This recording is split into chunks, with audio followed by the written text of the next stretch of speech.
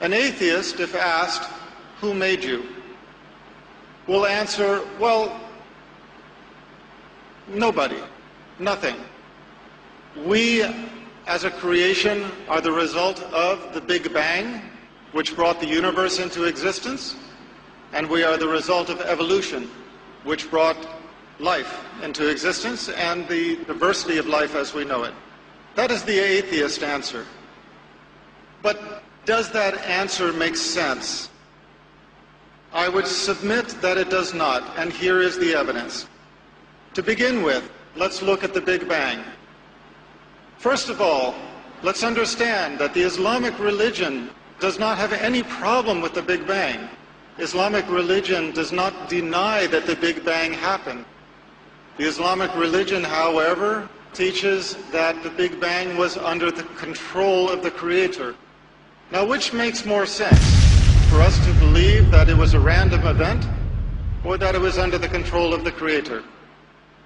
To begin with, the Big Bang did not start with the explosion. The Big Bang started long before. Before the explosion, there was a primordial dust cloud, a dust cloud in the nothingness of space, which drew together as a massive hyperdense core of mass and energy, and it was that exploded. So, where did this dust cloud come from? Where did the primordial dust, where did the energy come from for this explosion? If there is one thing we know from science, it is that we do not get something from nothing.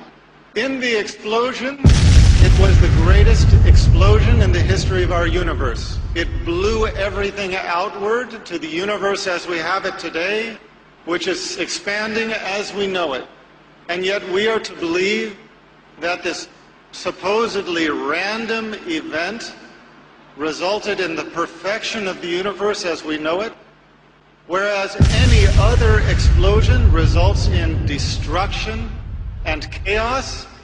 We are to believe that the Big Bang resulted in the perfection of the universe as we know it. This is an example where science contradicts science. What do I mean by that? If you are going to explain the universe on the basis of science, you cannot have science contradicting the science that explains the existence of the universe. In science, there is a general principle called entropy. Entropy is the principle that unless there is a greater control over a process, the process tends to chaos.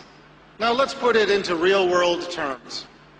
It does not matter whether you are talking about your child's bedroom, the kitchen sink, your workplace, or a complex chemical reaction.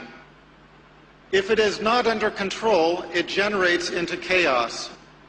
If your child does not clean up his room, if somebody does not control the dishes in the sink, if somebody does not control the chemical reaction, the result is going to be random and chaos. But we are to believe that the massive explosion of the Big Bang resulted in perfection and not chaos.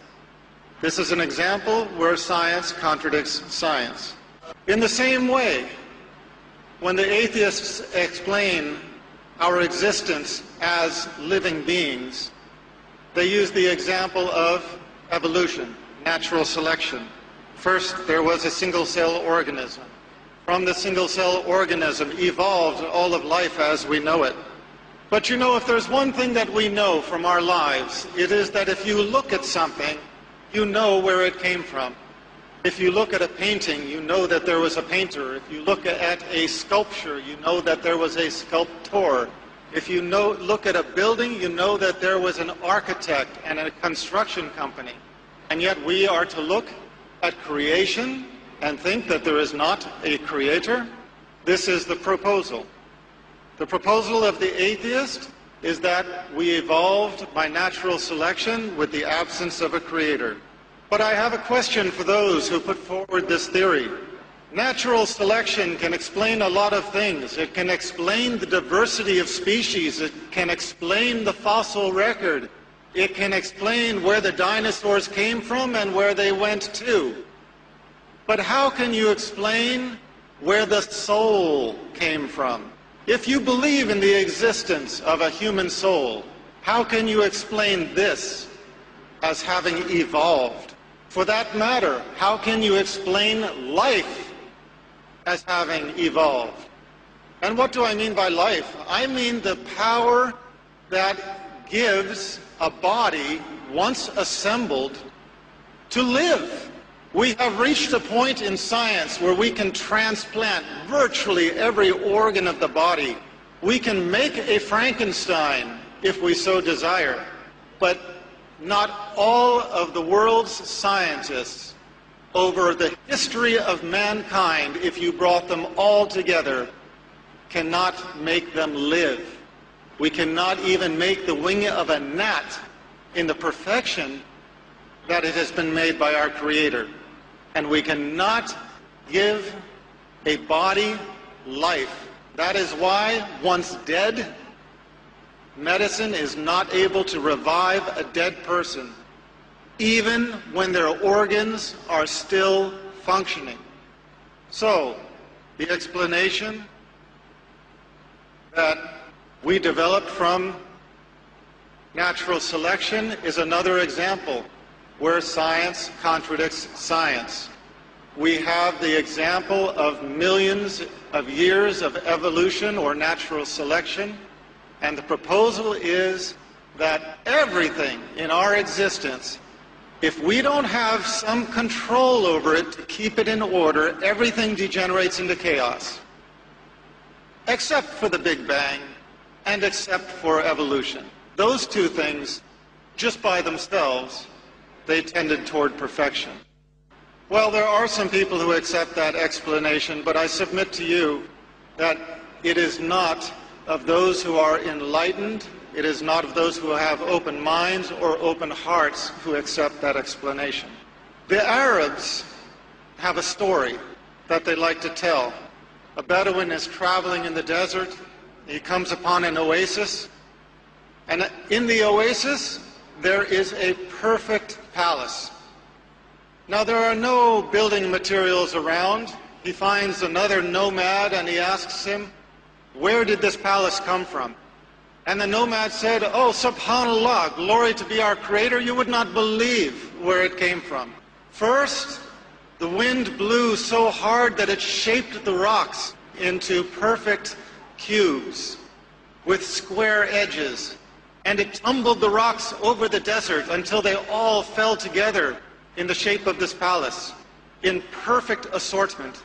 And then the wind blew the dust with some, hairs and fibers from the trees into the cracks and brought the rain, and that made the cement that cemented it all together.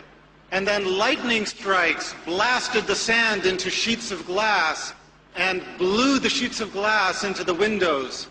And then the elements took wood from the far corners of the earth and shaped it with the wind and the different force of the elements into furniture and into window trim and doors. And tornadoes and hurricanes carry it here and drop the doors into the door places, drop the windows and made the window frames, tumbled the furniture into the rooms.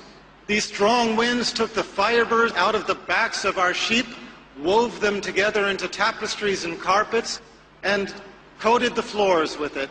And all of this happened just in this one place on earth to make this perfect palace.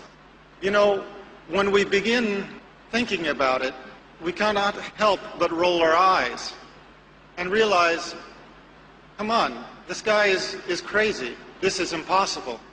And yet what we are told to believe is that the Big Bang and natural selection, through the two most climactic events in the history of creation, accomplished something even greater than this.